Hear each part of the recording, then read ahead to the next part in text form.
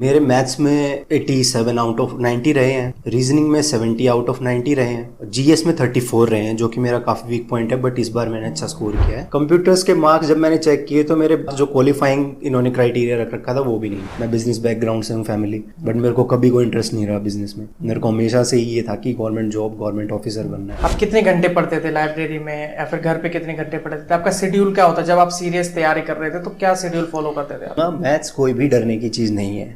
Maths सिर्फ practice का खेल है, आप कितनी प्रैक्टिस कर सकते हो। बुक से कहीं ज़्यादा मैंने जिस चीज़ पे फोकस किया है वो रहे हमेशा मॉक टेस्ट। मॉक टेस्ट में सब कवर हो जाता है। एक प्रीवियस ईयर्स को कभी भी मत छोड़ो, क्योंकि एसएससी वही घुमा घुमा के देगा। अगर वो आप कर लेते हो तो एसएससी में उससे बाहर कुछ नहीं है। जैसे टफ कहे ना तो इतना टफ मेरे को लगता नहीं। मेरा जो मेन वीक पॉइंट था वो था मैंने कंटिन्यूटी नहीं रखी। भाग्य तो दुनिया 30 लाख बच्चे फॉर्म भरते हैं, सिलेक्शन तो उन्हीं का होना है, तो आपको उनसे हटके कुछ करना पड़ेगा। कितने टाइम पीरियड का करंट अफेयर्स तैयार करना? करंट अफेयर्स का कुछ भी नहीं है, क्योंकि एसएससी अनप्रेडिक्टेबल होता जा रहा है। हेलो नमस्कार, स्वागत है एक बार फिर से मोटिवेशन फैक्ट्री के शानदार प्लेटफॉर्म पर। मेरा नाम है अंकित शर्मा और आज के इस वीडियो में हमारे साथ मौजूद है राहुल गोयल भाई। इनकी बात करें तो उन्होंने 2022 एसएससी सीजीएल से फाइनल सिलेक्शन लिया है। क्या इनकी रैंक रही, कौन सी पोस्ट मिली, वो इन्हीं से जानेंगे। और इनकी जर्नी बहुत इंटरेस्टिंग है, आप लोगों के लिए बहुत नॉलेजेबल होगी, क्योंकि इन्होंने 2016-17 से तैयारी स्टार्ट करी और फाइनली 2022 में जाके इनकी मनपसंद पोस्ट वो मिली है। ठीक है, तो इनका बहुत संघर्ष रहा, बहुत सारी इनको नॉलेज है, बहुत सारा एक्सपीरियंस है एसएससी की तैयारी का। तो एसएससी के बारे में पूरा कुछ जानेंगे, क्या इनकी स्ट्रेटजी थी, किस तरीके से पढ़ाई करते थे और आप लोगों के लिए क्या इनपुट्स दे सकते हैं अपनी जर्नी से, कौन सी आपको गलतियां नहीं करनी है, ऑफलाइन कोचिंग ज्वाइन करनी है, ऑनलाइन ज्वाइन करनी है। इनका कोचिंग का एक्सपीरियंस तो ज्यादा नहीं रहा है, इन्होंने ऑफलाइन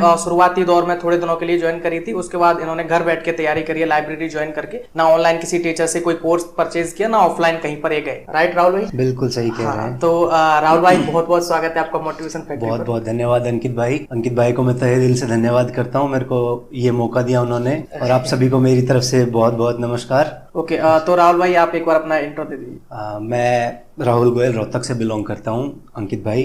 2022 से मैंने as a junior intelligence officer in narcotics selection लिया है। अब की बार मेरा सिलेक्शन हुआ है। मेरी फैमिली भी रोहतक में ही रहती है। ओके, तो 2022 में आपके स्कोर क्या रहे, किस सब्जेक्ट में कितने स्कोर आए? 2022 में मेरा रो स्कोर 314 बना है, जो कि नॉर्मलाइज होकर 320 प्लस चला गया है। एग्जैक्ट तो मेरे को अभी ध्यान नहीं है पॉइंट्स में, पर 320 प्लस के है। मेरे मैथ्स में 87 आउट ऑफ 90 रहे हैं, रीजनिंग में 70 आउट ऑफ 90 रहे हैं, जीएस में 34 रहे हैं जो कि मेरा काफी वीक पॉइंट है, बट इस बार मैंने अच्छा स्कोर किया है। इंग्लिश में 123 आउट ऑफ 135 रहे। कंप्यूटर का क्या था? और कंप्यूटर का ऑफ कैमरा भी बता रहे थे आप, क्या हुआ था? कंप्यूटर का ये था एक्चुअली, फिर वही स्ट्रगल की बात आएगी, पेशेंस की बात आती है कि मेरे साथ कई बार ऐसे हो चुका कि प्रीलिम्स अच्छे से हो गया, मेंस अच्छे से हो गया, उससे पहले एक डिस्क्रिप्टिव पेपर होता था हमारा, कंप्यूटर से अब की बार जुड़ा है। हर बार उसमें क्या होता था कि वो स्टेज मेरे को आके हर बार वो मेरे को बाहर कर देती। इस बार ये था कंप्यूटर का, मेंस तक मेरा स्कोर अच्छा था, जो पेपर था इसमें स्कोर अच्छा था, 10-14 था कैटेगरी से भी, तो ये होता था कि ले चलो अच्छी पोस्ट मिल जाएगी। इस बार कंप्यूटर्स के मार्क्स जब मैंने चेक किए तो मेरे जो क्वालिफाइंग इन्होंने क्राइटेरिया रख रखा था वो भी नहीं। तब एकदम से फिर से ये हो गया कि मैं फिर वही स्टेज पे आ गया, अब क्या करूं, जो मेरे साथ 2021 वाले इसमें हुआ। मेंस तक मैं काफी अच्छा स्कोर कर रहा हूँ, ये है कि मेरे को बहुत अच्छी पोस्ट मिल जाएगी, बट जब डिस्क्रिप्टिव के मार्क्स आउट हुए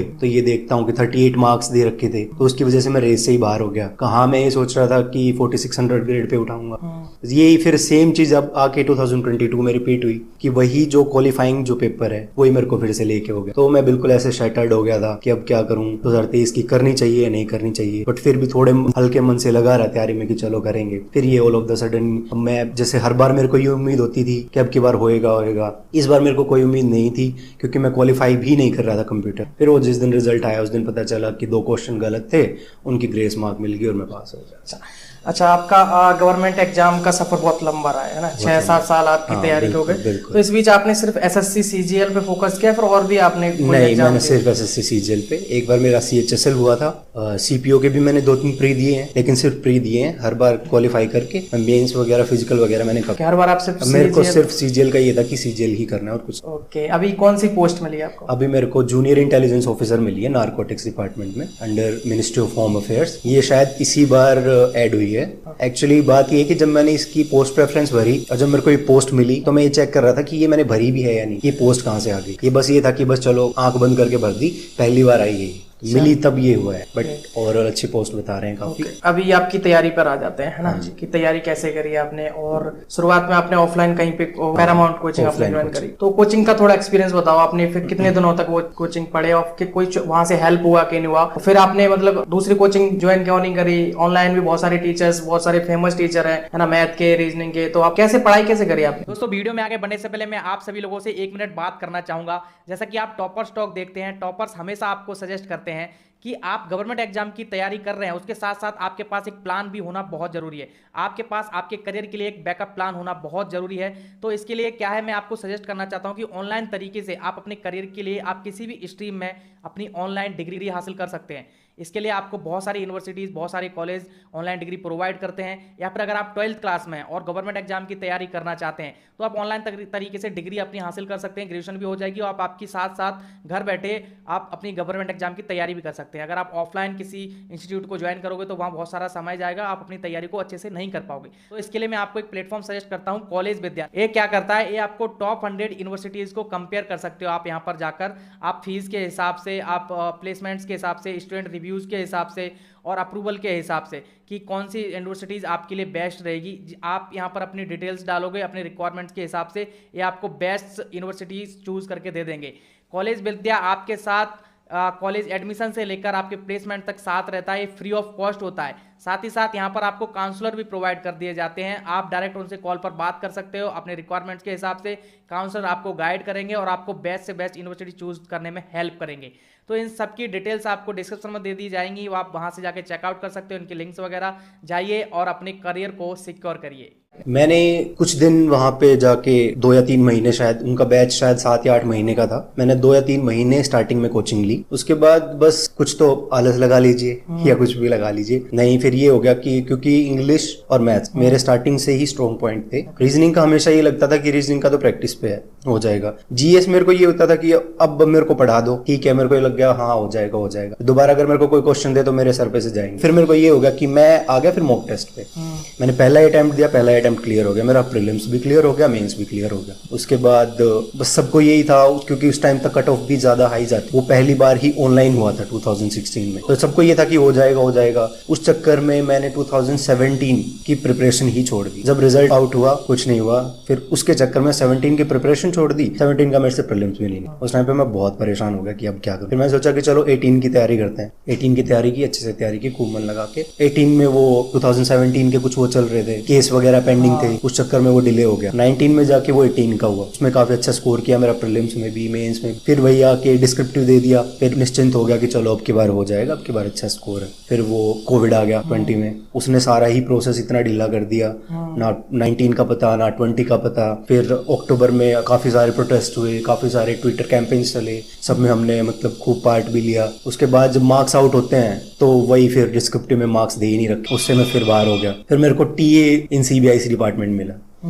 एक बार के लिए खुद को तसल्ली देने के लिए करते रहे कि चलो यार कुछ तो मिल गया, चलो यार कुछ तो मिल गया, बट अंदर से कभी भी मतलब वो कॉन्फिडेंस आया ही नहीं कि भाई तू इसके लायक है। मतलब मैं किसी पोस्ट को छोटा या बड़ा नहीं बता रहा, बट एक ये होता है कि आपको खुद का ये होता है कि आप कितनी आपने तैयारी की है, आप क्या डिजर्व करते हो। तो मैंने वो ज्वाइन ही नहीं की। उसके चक्कर में मेरा 19 निकल गया, 20 निकल गया। फिर मेरा 21 जब मैं क्विट की, ज्वाइन ही नहीं की, उसके बाद मेरा ये था कि 21 के फॉर्म्स आउट हो गए, तो मैंने खुद को थोड़ा सा ये दिया, हर तरफ से थोड़ा सा ये लगने लग जाता है कि जैसे अब क्रिटिसाइज तो हर कोई करता है कि ये क्या कर रहा है, इतना बड़ा हो गया।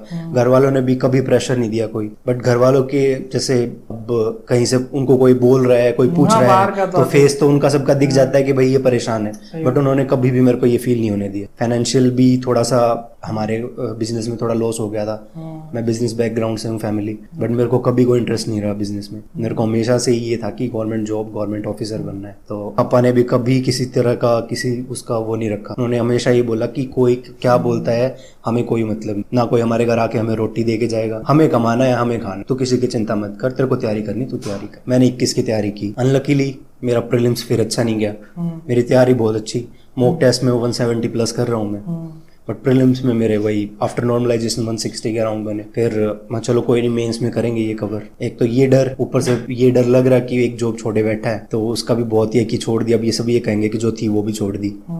फिर अच्छा, आप ये बताओ, ये तो आपने कुछ कुछ स्ट्रगल्स छोटे छोटे आपने मुझे गिना दिए, लेकिन इतना सारा समय लग गया, आप अकेले तैयारी कर रहे थे, आपके फ्रेंड्स कोई आपके साथ थे, या फिर मतलब फैमिली से कोई तैयारी कर रहा था, नहीं, या लाइब्रेरी में आप अकेले घंटों अपने तैयारी में लगे मैं थे? एक्चुअली मेरा एक और फ्रेंड, उसकी स्टोरी भी मेरे जैसी ही लगा सकते हैं। अच्छा। उसका नाम भी वैसे उसको पेट नेम से हम सोनू बोलते हैं। मैं दिल से ये प्रे करता था क्योंकि वो बंदा हम सबसे भी ज्यादा डिजर्व करता था। ओके। बट हर बार उसका क्या लक लगा लो या कुछ भी लगा लो, हर बार पेपर के टाइम पे वो बीमार हो जाता, हर बार का था उसका। बट वो 2021 वाला मैं बता रहा था आपको, उस बंदे ने भी होप नहीं छोड़ी ना मेरे को छोड़ने दी, लगे रहे कि कोई नहीं यार अब की बार करेंगे, कोई नहीं यार अब की बार करेंगे। 2021 में हम दोनों सेम पॉइंट तक थे, मेंस तक। उसको डिस्क्रिप्टिव में अच्छे मार्क्स आ गए, मेरे बहुत ज्यादा कम आ गए, मैं बाहर हो गया। वो भी AFHQ है, अब उनकी पोस्टिंग नहीं हुई है। बट ऑनेस्टली मैं उसके लिए इतना खुश था कि बस मैं बता नहीं सकता आपको, जितना शायद मैं अपने लिए भी ना होता, क्योंकि मेरे को वो स्कूल टाइम से मेरे साथ है, मेरे को उसका ये पता है कि ये डिजर्व करता है। उसका हो गया। फिर इसी से रिलेटेड एक बात बताता हूँ, जब 2022 में मेरा हुआ तो he check the list and he called me in the early morning कि भाई तेरा हो गया, ये पार्टी मैं दूंगा, मैं आ रहा हूँ। वो स्पेशली जलंधर से आया है, जलंधर पोस्टेड है वो, जलंधर से वो आया है। आते ही उसने मेरे साथ पार्टी की है कि मेरे को अपने लिए इतनी खुशी नहीं जितनी तेरे लिए। एक वो भाई था जिसके साथ मैंने तैयारी की है। हाँ, ये सही बात है, तैयारी में मतलब कोई ना कोई ऐसा होना चाहिए जो आपको आपका साथ दे सके, क्योंकि सब टांग खींचने में लगे होते हैं। ऐसे तो बहुत होते हैं, बहुत क्या मोस्टली होते हैं, बट जो एक होता है ना दिल से खुश होता है आपके लिए, वो ही इज द वन। अब आपकी स्ट्रेटजी पर आ जाते हैं ना, आप कितने घंटे पढ़ते थे लाइब्रेरी में, या फिर घर पे कितने घंटे पढ़ते थे? आपका शेड्यूल क्या होता जब आप सीरियस तैयारी कर रहे थे, तो क्या शेड्यूल फॉलो करते थे आप? मेरा शेड्यूल एक्चुअली, मैं सुबह 10 बजे लाइब्रेरी चला जाता है, 10 से 2 बजे तक मैं लाइब्रेरी हूँ। मैं सेल्फ स्टडी पे ही ज्यादा फोकस्ड रहा हूँ, सिवाय इसके ये कोचिंग वगैरह के। तो 10 से 2 तो मैं वहाँ पढ़ता था, लंच के लिए आता था, थोड़ी देर रेस्ट करता था, 5-6 बजे मैं जाता था, फिर इतने में रेस्ट करता था। 5-6 बजे जाके फिर मैं रात को लेट तक पढ़ता था, 1 बजे तक, 2 बजे तक। फिर मैं रात को घर आता था 1 बजे 2 बजे, खाना खा के, और फिर मैं सो जाता था। सुबह मैंने नींद के साथ कभी कॉम्प्रोमाइज नहीं की, नींद पूरी ली मैंने। एक सबसे ज्यादा ये था कि जैसे सब कहते थे, मेरे को बोलते भी थे कि तू खेलता रहता है, तो वीकेंड्स पे खेलता है, पढ़ ले। तो मेरे को क्रिकेट का बहुत कीड़ा है, एज आई टोल्ड यू। तो वीकेंड्स पे मैंने कभी भी, सैटरडे संडे हमेशा हमारा क्रिकेट होता था, 4-4, 5-5 घंटे का। उस चीज से बहुत ही होता था कि जो पूरे 5 दिन की जो फ्रस्ट्रेशन है वो सारी एक साइड ग्राउंड में निकल। तो जब मंडे को हम बैठते, मंडे को इतना फ्रेश माइंड होता था कि आप अगर कहीं डिस्ट्रैक्ट भी हो रहे हो कि नहीं हो पाएगा, या अगर नहीं हुआ तो वो सारी एक साइड निकल जाती। ठीक है, सब्जेक्ट वाइज क्या स्ट्रेटजी थी आपकी? मैथ के लिए आप कैसे पढ़ते थे, रीजनिंग और जीके? मैथ्स मेरा स्ट्रॉन्ग पॉइंट है ही, बट मैथ्स का मैं जैसे देखो, मैं अपना पॉइंट बताऊंगा, मैं ये नहीं कहूंगा कि स्टार्टिंग में भी मेरा छोड़ने का या कोचिंग में ज्यादा इंटरेस्ट ना आने का यही था कि सब कोई ट्रिक्स के पीछे भाग रहा है। मेरे को ट्रिक्स के मतलब, ट्रिक्स ठीक है, हम ट्रिक्स कर लेते हैं, मैं किसी को ये नहीं कह रहा कि मत करो, बट हमेशा मेरा क्या रहता था कि ट्रिक्स करो, ट्रिक्स से पहले कॉन्सेप्ट पता हो आपको कि ये क्वेश्चन निकलना कैसे है, ट्रिक्स आप बाद में देखो। क्योंकि अगर ट्रिक्स के बेसिस पे, अगर सिर्फ आपने ट्रिक्स रट रखी है, अगर क्वेश्चन थोड़ा सा भी घुमा दिया तो वो ट्रिक आपके वहीं रह जाए। मैं हमेशा कॉन्सेप्ट पे जाता था। हाँ, कॉन्सेप्ट पे जाके मेरे को आज भी सारी ट्रिक्स नहीं आती होंगी, सारी क्या, मैं आपको ये कहूंगा मेरे को 50% ट्रिक्स भी नहीं पता होंगी। मेरे को कॉन्सेप्ट आते हैं मैथ्स के कि मैं मतलब फुल मार्क्स ले लेता हूँ, बट मैंने अपनी कैलकुलेशन इतनी स्ट्रॉन्ग कर रखी है कि वो मेरा प्लस पॉइंट है इसमें, कि कॉन्सेप्ट से भी करता हूँ बट कैलकुलेशन इतनी फास्ट है कि मैं इन टाइम कर भी ले। तो आपने कहा आपका मैथ स्ट्रॉन्ग पॉइंट था और आप इस तरीके से पढ़ते थे कि ट्रिक्स वगैरह नहीं करते, लेकिन जो नए बच्चे देख रहे हैं उनका मैथ से डर लगता है, उनका मैथ वीक है, तो उनके लिए आप क्या बोलोगे, कैसे उसको मैं सबको यही बोलूंगा, मैथ्स कोई भी डरने की चीज नहीं है। मैथ्स सिर्फ प्रैक्टिस का खेल है, आप कितनी प्रैक्टिस कर सकते हो। स्पेशली एसएससी में मैथ्स डरने की बिल्कुल चीज, क्योंकि वो सिर्फ वही एक ही चीज देंगे, उसको थोड़ा सा और वो कर देंगे। वो मैं इसलिए आपको कह रहा हूँ कि अगर आपका कॉन्सेप्ट स्ट्रॉन्ग है तो वो चाहे क्वेश्चन को कितना भी मोल्ड कर ले, कितना क्वेश्चन को बढ़ा ले, आप उसमें नहीं फंस सकते। इसलिए ट्रिक्स के पीछे, चलो ट्रिक्स एक आधी जगह ठीक है, बट ट्रिक्स से पहले कॉन्सेप्ट पे जाओ। हाँ, कैलकुलेशन के लिए आप कैसे कैलकुलेशन सिर्फ प्रैक्टिस, क्या कोई इनका होता है कि कैसे फास्ट करना है, क्या प्रैक्टिस करनी है कैलकुलेशन फास्ट? प्रैक्टिस वही है अपना, जैसे इस पे आएंगे, स्क्वायर्स हैं बहुत कम आते हैं, स्क्वायर्स हैं, क्यूब्स हैं, ये तो आपको करने ही पड़ेंगे। जितनी प्रैक्टिस करोगे जितने ज्यादा, मैं सबसे ज्यादा बुक से भी कहीं ज्यादा, हालांकि मैं बुक से 1-2 बता दूंगा, बट बुक से कहीं ज्यादा मैंने जिस चीज पे फोकस किया है वो रहे हमेशा मॉक टेस्ट। मॉक टेस्ट में सब कवर हो जाता है। एक प्रीवियस ईयर्स को कभी भी मत छोड़ो, क्योंकि एसएससी वही घुमा घुमा के देगा, आप क्या करेगा, डेटा बदल देगा, कराएगा वही।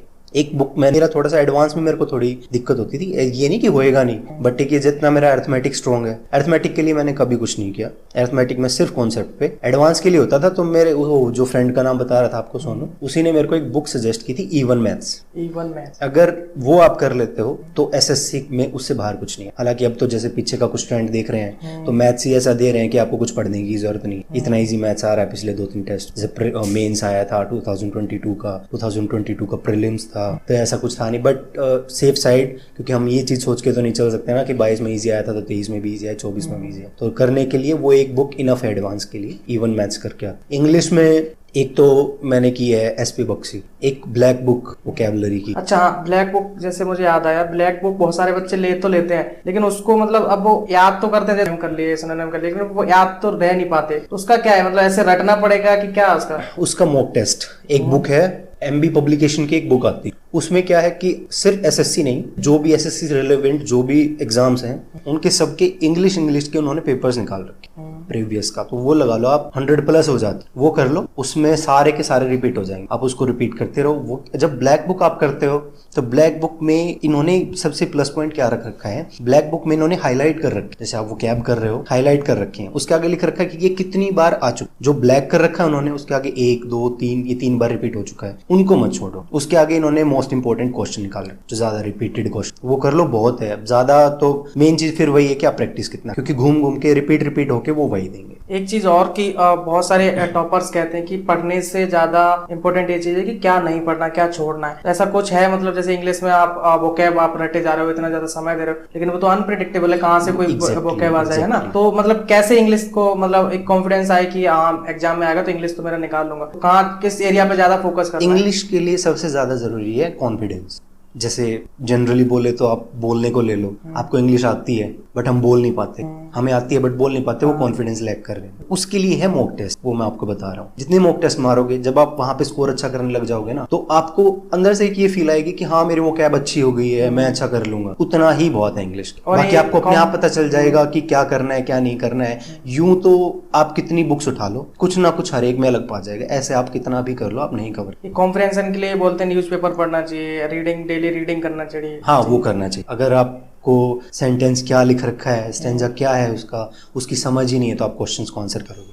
उसके लिए पहले आपकी वो कैब स्ट्रॉन्ग होनी चाहिए, उसमें क्या दे रखा है। ओके, अब जीके जीएस पर आ जाते हो। अभी तो वेटेज भी बढ़ा दिया है ना, हाँ, वो तो बहुत इंपॉर्टेंट है। तो कैसा जीके जीएस पूछा जा रहा है अभी, ट्रेंड क्या चल रहा है और कहाँ से उसको तैयार करना है? देखिए 2022 मेंस का अगर मैं बताऊं तो मैं ये नहीं कहूंगा कि बहुत हार्ड जीके था। वैसे जीएस मेरा वीक पॉइंट ही है ना, मेरे से करा जाता है, मैं बहुत बोर हो जाता हूँ जीएस करके, तो मेरे को मैथ्स में ज्यादा, इसलिए मैं 2021 तक का जो था मेंस में मैथ्स इंग्लिश आता था, मैं बहुत खुश था। बट अब जो है वो है। स्टिल मेरे को किसी ने सजेस्ट किया था, एक गौरव सर हैं राजस्थान से, उत्कर्ष करके उनका पेज है, मैंने उनकी एक तिरंगा सीरीज देखी थी, उससे मेरे को बहुत हेल्प मिली। उससे ज्यादा तो नहीं बट 34-35 मेरा स्कोर आ गया। ज्यादा टफ नहीं थी जीएस मतलब, बट कुछ एक क्वेश्चन ये अब जैसे ऐसे लगता है जैसे यूपीएससी की साइड भाग रहे हैं। जैसे पहले तो डायरेक्ट 1 लाइनर क्वेश्चन दे देते थे, अब ये क्वेश्चंस में ऐसे घुसा रहे हैं कि 2-3 ऑप्शन दे दिए, ओनली 1 A and B ऐसे कर। ये सब कैसे आप मतलब नोट्स वगैरह बनाते थे, कैसे आपको याद कैसे रहता था कि कब क्या पढ़ना है, कैसे पढ़ना है? आपकी स्टडी टेबल कैसे होती थी, मतलब कुछ चिपका के रखा भी था, क्या चीज था, कैसे? नहीं, चिपका के मैंने कभी कुछ भी नहीं रखा कभी। एक बार शुरू में बस थोड़ा ये था, तो मैंने एक बार मैप लगाया था घर पे, इंडियन मैप, और कभी कुछ नहीं। लाइब्रेरी में डेस्क, उस पे लाइब्रेरी में मैंने कभी भी ये नहीं किया, नहीं ये सब मैंने कभी भी नहीं किया कि जैसे ये कोट्स होते हैं, थॉट्स लगा लिए, कोट्स लगा लिए, ये सब मैंने कभी किया। ऑल इंडिया रैंक 1 लगा लेते हैं? नहीं, कभी भी। अब लाइब्रेरी में 50 बच्चे पढ़ रहे हैं, उसमें से 25 के पे लिखा है ऑल इंडिया रैंक 1। आप 25 कह रहे हो, मैं 40+ कह रहा हूँ।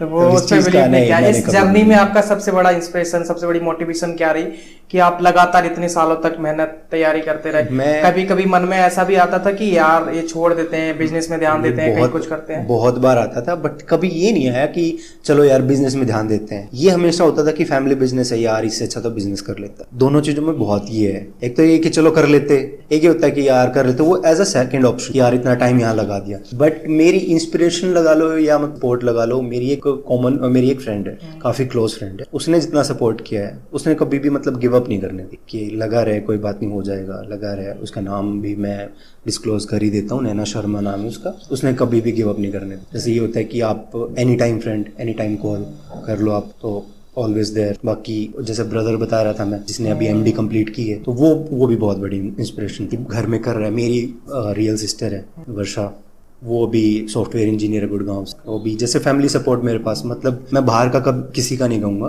बट फैमिली सपोर्ट मेरे पास बहुत ज्यादा है। कभी भी जैसे एक जज करने का होता है ना कि कौन क्या बोलेगा, उन्होंने कभी भी ये मतलब कहने का मतलब ये है कि आपके पास कुछ ऐसे लोग होने चाहिए जो आपको सपोर्ट बिल्कुल करें होने इस तैयारी चाहिए। में। अगर आपके पास नहीं है ये सिर्फ खाली मैं मतलब 100 में से एक वाली बात है, वो तो अलग है कि चलो भाई कह देते हैं अकेला रह के कर लिया, बट अकेला रहने से कहीं ज्यादा अच्छा है जब आपको मेंटल सपोर्ट दिखती है।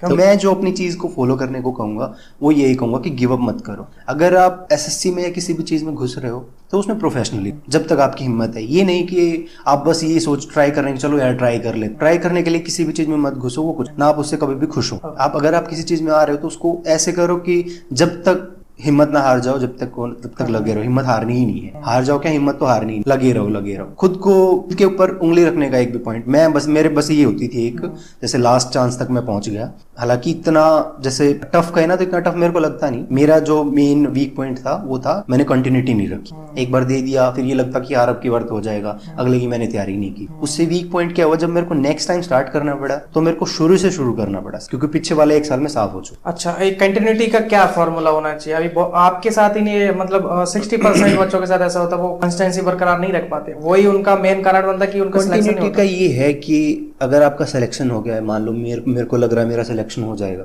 तो कंटिन्यूटी के लिए मैं एक ही कहूंगा, जब तक आपका सिलेक्शन होके आपके हाथ में नहीं आ जाता, आपकी ज्वाइनिंग नहीं हो जाती, जब तक आपको अंदर से ये ना लगे कि हाँ बस ये बहुत है, मैं इतने में खुश हूँ, तब तक आपको तैयारी नहीं। चाहे वो आपको ज्वाइनिंग का पहला दिन है, चाहे वो दूसरा दिन है, चाहे आपको 5 महीने, जब आपको ये लगे ना कि हाँ आई एम सैटिस्फाइड इस जॉब से, इस एसएससी जो मेरे को दे सकती है, वो मेरे को अच्छी पोस्ट मिली, तब तक आपको एसएससी की प्रिपरेशन या किसी भी चीज की प्रिपरेशन नहीं छोड़नी चाहिए। वो मेरे वीक पॉइंट। मेरे को एक बार लगा कि मेंस हो गया, अच्छा आ गया, मैंने छोड़ दिया वहीं पे। आपकी इस मतलब जर्नी में सोशल मीडिया का, फोन का क्या मतलब उपयोग रहा, और क्या आपको डिसएडवांटेज लगते हैं? कि अभी तो रील्स वगैरह ये बहुत डिस्ट्रैक्ट करते हैं, और आप बोल भी रहे थे अभी कि ऑफलाइन कोचिंग बहुत बेस्ट है क्योंकि डिस्ट्रैक्शन नहीं है वहाँ पे, है ना? और क्योंकि फोन और टैबलेट या लैपटॉप, वहीं डिस्ट्रैक्शन भी बहुत ज्यादा है। इंटरनेट तो वही है, आप अगर कोई क्लास ले रहे हो तो नीचे आपको रील्स भी दिख रही है, शॉर्ट्स भी दिख रही है ना, डांस भी दिख रहे हैं, बिग बॉस भी दिख रहे हैं, है ना, ये सब दिख रहा है नीचे। अगर कब पता नहीं चलेगा कब आप वहां चले गए, घंटों आपके बर्बाद, पता भी नहीं चलता। हाँ, तो इसका क्या आपका फॉर्मूला था कि आप फोन कितना यूज करते थे, कैसे इस डिस्ट्रैक्शन से बचा जाए? मैं एक्चुअली क्या करता था, जैसे फोन मान लो मैं लाइब्रेरी ले गया, तो फोन से मेरा कोई ऐसे होता नहीं था। फोन में साइड में बैग में ही रखता, मैं यूज करता था लैपटॉप। लैपटॉप में जैसे एक तो वो उत्कर्ष लाइब्रेरी में आपको बता रहा हूँ, उत्कर्ष क्लासेस, वो उत्कर्ष की वीडियोस देखता था मैं, लैपटॉप में सब्सक्राइब कर रखे थे। एक मैं आपकी वीडियोस बहुत देखता था। जैसे कई बार बैठे हैं आप, बहुत ऐसे फ्रस्ट्रेट हो जाते हो कि यार ये क्या हो रहा है, इतने बच्चे लगे पड़े, होएगा नहीं होएगा। तब जैसे आपकी वीडियो खोल ली, उसमें आपने किसी के लिए रखी है, जैसे मैं शायद किसी के लिए इंस्पिरेशन बन पाऊँ, ऐसे ही देख के तो बहुत थोड़ा ये हो जाता था कि वो एक ब्रेक भी हो जाता था। और फोन वगैरह का तो ये है कि आप जितना कम यूज करो, जितना काम से, वो कंट्रोल खुद पे चाहिए। यूज करने को तो आप चाहे पूरा दिन यूज कर लो। हाँ, मैंने देखी लाइब्रेरी में बहुत सारे बच्चे रील्स देखते हैं, नॉन स्टॉप है, नॉन एंडिंग है। हाँ। बाकी ये है कि यूज करने पे आप कैसे, मैं अपने उस पे जैसे बुक मार्क्स बना लेते हैं, मेरे 4-5 बुक मार्क्स होते हैं लैपटॉप, टेस्ट सीरीज का होता है, और 1-2 जो मेरे को वीडियोस देखने होते हैं वो होता है। अब 2024 वाले बच्चे देख रहे हैं आपको, है ना, और आपकी जर्नी से बहुत कुछ सीख रहे होंगे। अभी हमें आप देख रहे हैं अपने फोन स्क्रीन पर, लैपटॉप स्क्रीन पर, जैसे आप टॉपर स्टॉक देखते थे, है ना, मोटिवेशन फैक्ट्री पर। तो उनके लिए आप क्या कहोगे? अभी 2024 के लिए इनफ टाइम है तैयारी का कि नहीं है, और शुरुआत कैसे करें, वो क्या आपके सजेशन? टाइम की कोई डेफिनेशन एक्चुअली मेरे समझ नहीं आती। अगर आप उसको यूज कर रहे हो तो आपके पास बहुत टाइम है, बट अगर आप उसको यूज नहीं कर रहे हो तो 5 साल भी इनफ नहीं। अब आपका डेडिकेशन लेवल क्या है? जैसे अब मेरे को बिल्कुल ये हो रही कि अब करना ही है। जैसे 2021 था, 22 था, उसमें मेरे को ये था कि करना ही है ना। मैंने 21 देके 22 के लिए ब्रेक ली, इसलिए शायद आज मैं यहाँ बैठा हूँ।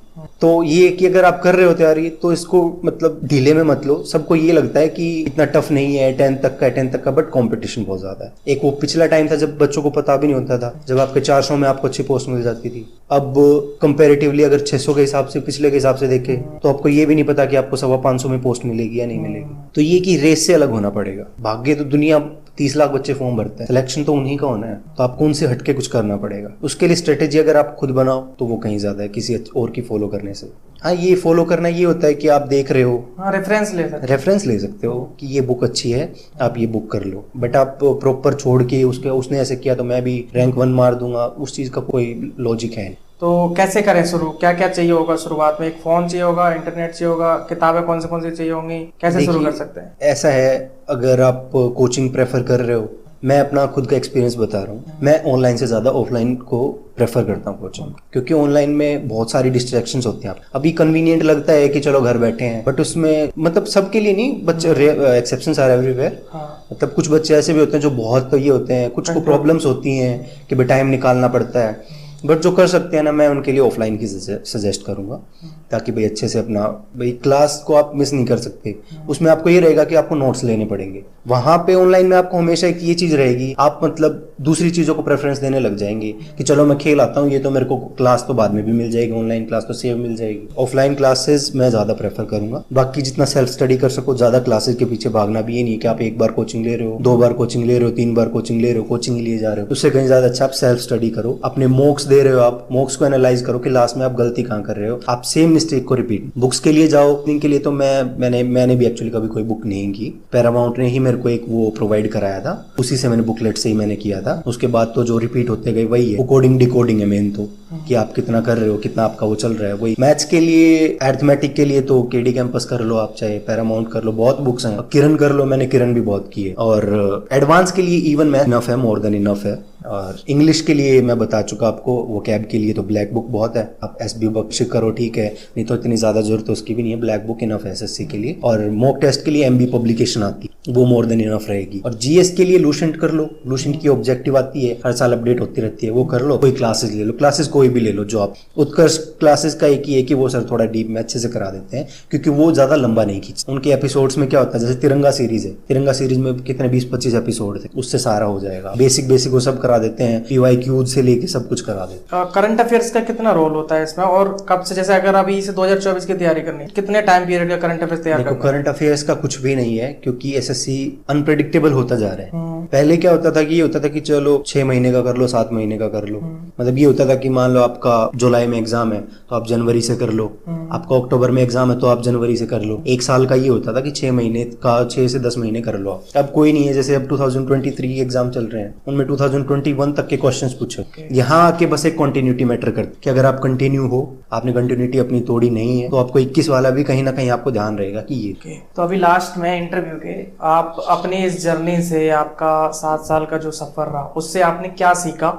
दूसरा, आपको क्या ऐसे नंबर ऑफ मिस्टेक्स आपने ऑब्जर्व करी अपनी जर्नी से, या फिर आप दूसरों की जर्नी भी देखते हो, टॉपर्स टॉक देखते हो लगातार, तो आपको क्या लगता है कि कुछ नंबर ऑफ मिस्टेक्स, 2 या 3 ऐसी गलतियां किसी भी एस्पिरेंट को नहीं करनी अपनी तैयारी में, अगर वो गलतियों से बचता है तो उसका जल्दी सिलेक्शन हो जाएगा?